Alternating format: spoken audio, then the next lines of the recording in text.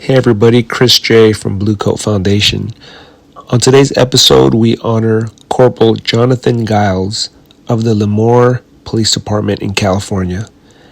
End of watch, November 7th, 2018. His widow, Crystal Giles, speaks very openly and bravely about the topic of suicide. She is part of the Blue Help organization, which is a nonprofit group, and our conversation was very enlightening, eye-opening, and I believe can provide a lot of value for people listening. At the end of the podcast, we feature a very special song from Rain Bisou, who's been a strong supporter of Bluecoat Foundation. Thank you. Hi, Crystal. Hi, how are you? I'm good. Haven't seen you since the bike ride when you cooked for the whole team. Enchiladas? Yeah. Enchiladas. You made our bellies bigger. Thank you for that. You're welcome. You guys were doing a good thing. Yeah, that was really, really nice. Yeah, see, I even still have my tattoo. That's right, because we had a bunch of events on the same one. What you get? Let me see. Remind me. I got Angel, the officer that rode for Newman, his signature with Singh's badge number. That's awesome. I remember that. Is it his initials or his whole signature? He just did his initials. That's cool. Not too many people who are not like famous movie stars or rock stars can say that their initials are tatted on somebody, but he did something pretty powerful. Andrew did. Yeah. So watching him cross that finish line was pretty powerful. Yeah, it was, and you were part of that too. So appreciate all your help.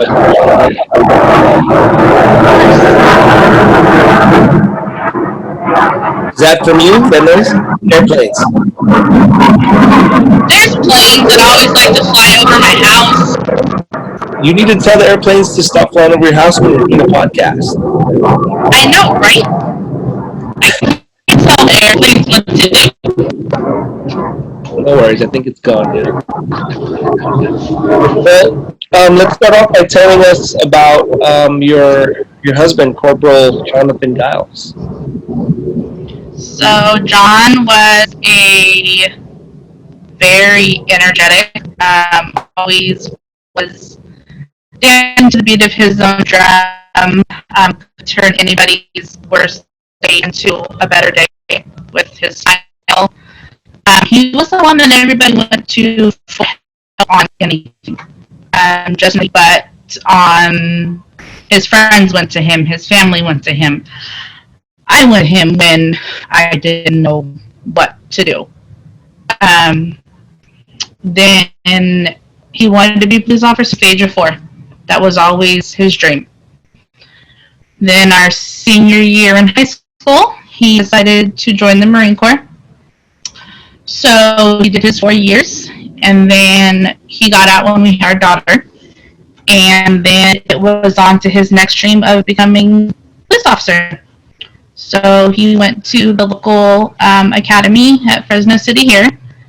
And then July 22nd, 2013, he swore into the Lemoore Police Department and was there 5.5 years. 7.5 years? He was known as 5.5 years. Oh, 5. Cool. In 2016, he made the Kings County SWAT team. That was also another dream of his, was to become a member of the SWAT team. He was also an FTO with his department. He also was one of the Explorers' mentors. So he mentored the kids in his community, in the town that he lived in, that wanted to be other police officers. Awesome. He led them in their... So. Yeah, he led them to... He was one of their top Explorer... I forget what they called them. Trainers, I think is what they called them. Was it like a mentor for the Explorers? Yes, yes. Oh, I didn't know that. Awesome.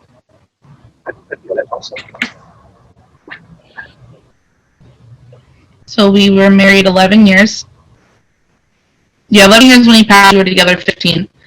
So we were together half of our lives. He died 15 days before his 31st birthday. Okay. Yeah, and if you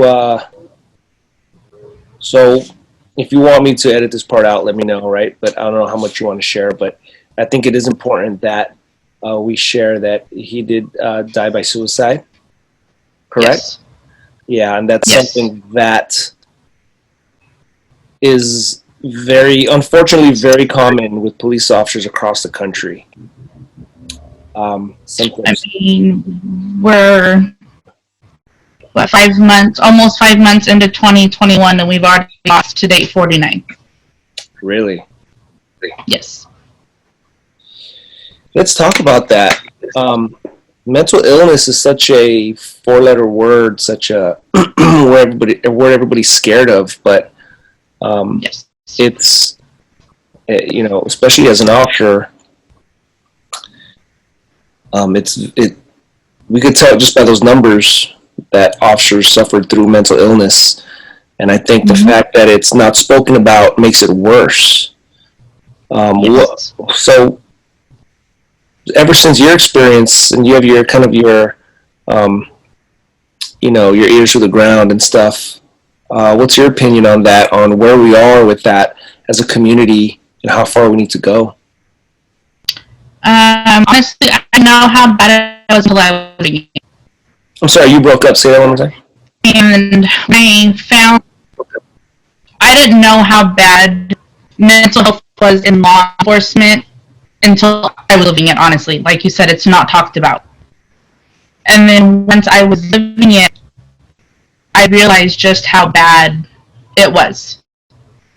We lose more officers. The most common cause of death among police officers is actually suicide. If you take all the causes of death, suicide is the number one leading cause of death among police officers. And we have so far, we've made leaps and bounds. People are starting to talk, but where we need to go, that's a road that's not been traveled, that's starting to be traveled, but it's got to start on the top. You have to have strong leaders in the department that are going to make it okay for their officers to ask for help and not be reprimanded, not be looked at as the weak one or something like that, because you guys see stuff that the human mind, they're not trained. You guys are not trained to see. You guys are trained, but you're not made to see that. And it's, you guys are on a call. It could be an EV1 call, and then the next call, you're doing CPR on a 3-year-old, but you don't have time to process from call to call. Right. I always talk about how, we should always go home, or we're told we should go home and talk to our spouses about everything we saw and we do. And I always think that that's not very realistic. No. In your case, how much did your husband come home and talk about those incidents on a daily basis? He didn't. Never. I learned to read him by the way he walked through the door. As, I've said it, I don't think people... I was a military wife, and I was a Leo wife. To me, being a law enforcement officer's wife was harder than a military wife. Yes, they were gone for months at a time. I did a pregnancy myself. But watching him walk out the door, and I don't know if he's going to be home that next night because of the uniform he walked out in.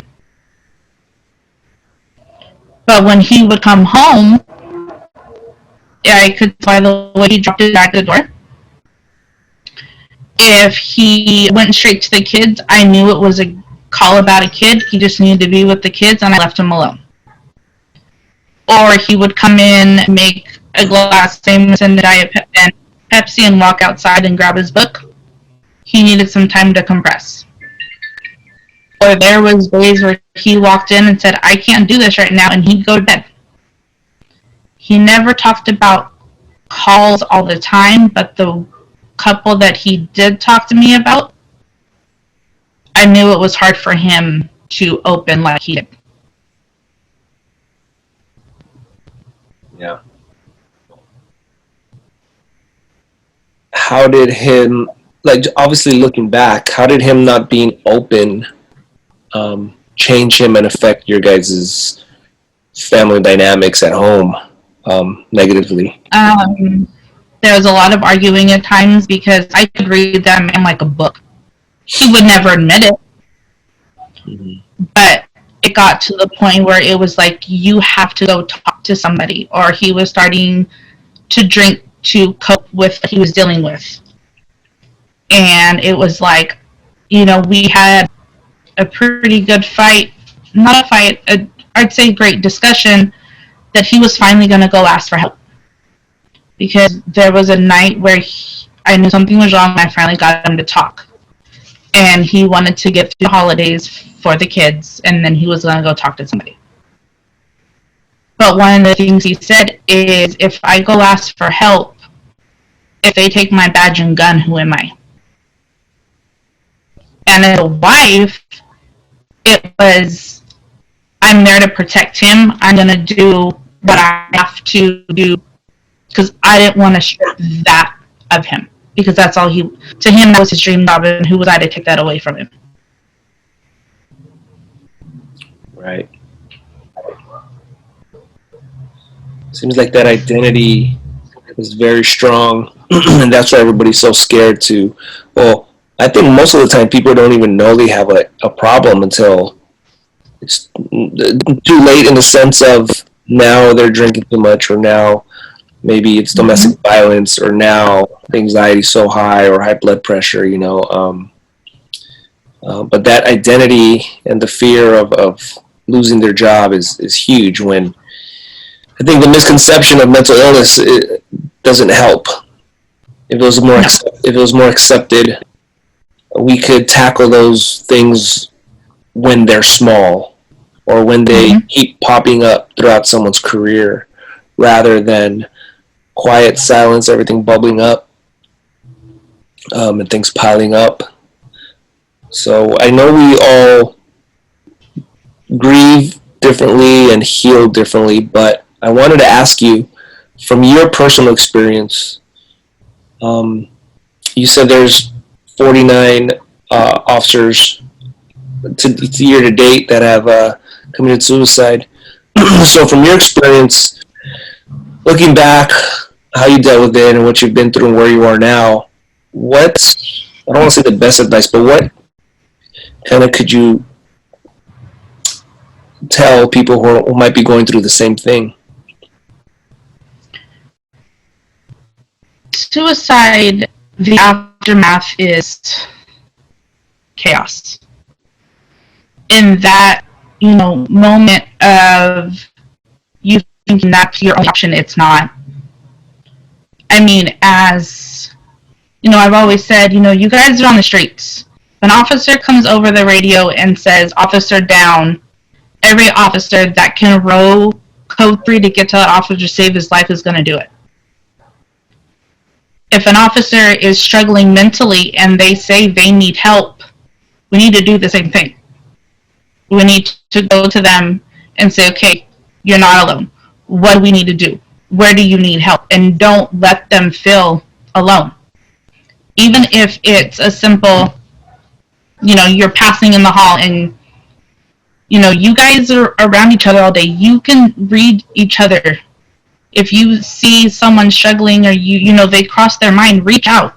That one simple, hey, how are you? It could save somebody. If there's a wife that's, struggling because you see your spouse hurting and you don't know what to do, I mean, you can look up, me on Facebook. You can reach out to anybody, a family member, and just ask the first to smashing the stigma is asking for help. And we have to make mental health an everyday topic almost for there to be a change. Yeah. Seems like that's great advice. Seems like now more than ever it's the hardest it's ever been to try to get there because of what's happening right now, which is probably more of a reason why we need people like you or the organizations you're a part of to just keep a even playing field while society goes through this transition or whatever it may lead to. So tell me about this organization that you're a part of. So Blue Health is a nonprofit that I found about 2 months after John died. And they are education lead and prevent law enforcement suicide. We just recently started going into, we also just launched help firefighters. But Blue Health California, which I am now the state rep, we are here to help educate PDs at, what avenues, if you don't have a peer support program, how, other PDs are doing what they could possibly help. If there is an officer that's struggling and needs someone to talk to, they can reach out and we can get them in touch with, somebody in their area that is struggling. We're here for the, unfortunately, we're going to lose more, and we want those numbers to drop. But when we lose one, we're here for the family. We're here for the P. Because, unfortunately, us suicide families, a lot of us are forgotten and lost because of the cause of death. And that's one thing that a lot of suicide families have to live with, that our heroes aren't honored because of the cause of death. And it shouldn't matter. A moment in time should not define the officer or the person that they were. Right. Yeah, I think officer suicide should be should fall under line of duty deaths. Actually, it should, and it doesn't. And we lose our benefits. We lose everything. So the officer, if an officer commits suicide, then the benefits are not transferred over to the family in the same way? Is this correct? No, they're not. Wow. So the health benefits are cut. Yeah. Yeah. It sounds so ridiculous. We don't get, police or something like that. Like if it wasn't for Blue Health, we wouldn't have the Heroes Bridge in Texas now. We went last September with another organization at Blue Health Center with, and now we have the Heroes Bridge in Texas to honor law enforcement and first responders that have passed by suicide. We're building a monument in Texas to honor the ones that we've lost to suicide, so these families have somewhere to go to honor their hero for the service that they gave to their community. Wow, that's awesome. Most of them are not given honors when they die. Some PDs even tell the officers, you're not allowed to go to the service in uniform, or the officers don't go to the services. These families, a lot of times, are paying for these funerals out of their own pocket because we don't get that honor. We don't get that help. It seems like if they would transfer those benefits, it's almost like they're admitting it is a problem, and then that puts them in a whole other form of responsibility. And that sounds just be so bureaucratic and sad when it comes to just, the lives of our loved ones. I mean, my husband, his PD did give him full honors. They did give him, the 21 gun salute and the flag. They gave him a beautiful list, and he don't get that. Yeah. Yeah. Well, if there's any time to change that, it's now. And we haven't always had these podcasts and social media to get the word out. Mm-hmm. So right now, it's a really good time to do that. So uh, you doing that work is great with that organization. So that's awesome. That's something that's always been on my mind too, with my nonprofit, to eventually kind of get to a point where that's going to be a priority. Obviously, Mm-hmm. when we could give it the focus that we need to. Um, so who knows? Maybe in the future we could work on some events and stuff together, some fundraisers. That would be awesome. That'd be. Yeah. I mean, anybody can look us up. They can email me personally, Crystal G at bluehelp.org. They can find us through the Blue Help Facebook page. I'll put everything on there because it's a little choppy. Okay. It's still good I enough. can email it to you too. Yeah, just send it to me and I'll put it up for people. This is a really important podcast here. Is there anything else you wanted to share before we wind down here? No, just if you're struggling, just reach out. I mean, I've said from the beginning, if being open and honest with me being jobs, or another mom not having to look their child in the eyes and tell them that their dad's not coming home, Mm-hmm. it's worth it because he left 3 kids behind. Mm.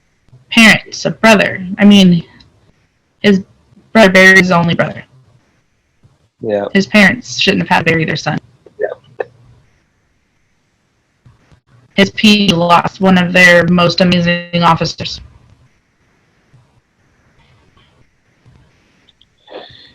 Well, you are an amazing person. You've been very supportive of what we're doing. You cooked for our whole team and you met us out there and just smiles, and your family. We met your family. Your family met our family. Your family's beautiful. Yep. Thank you. Photo shoot with the little ones. That was great. Yes. That little one is now 3 running around. Uh-oh. Yeah. Nice. Well, thank you for sharing your story. I'm sure it wasn't easy. And I know you're probably, being part of that organization, going to talk about it a lot. And I'm sure every single time it'll be as painful as the last. And it seems like a sacrifice. Maybe it's going to help you heal, but it's also you're reliving that pain so others could benefit from it. And that's bravery right there. It's a lot of bravery coming from you.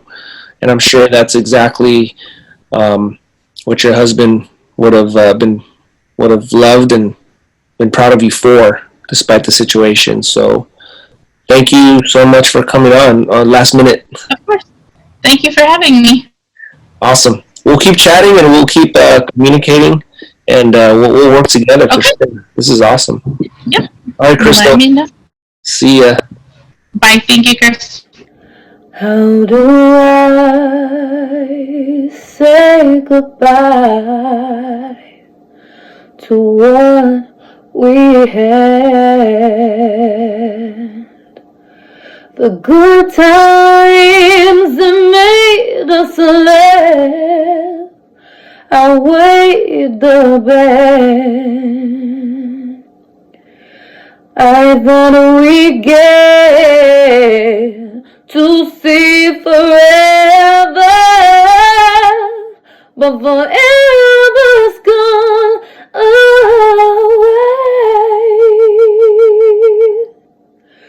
It's so hard to say goodbye to yesterday.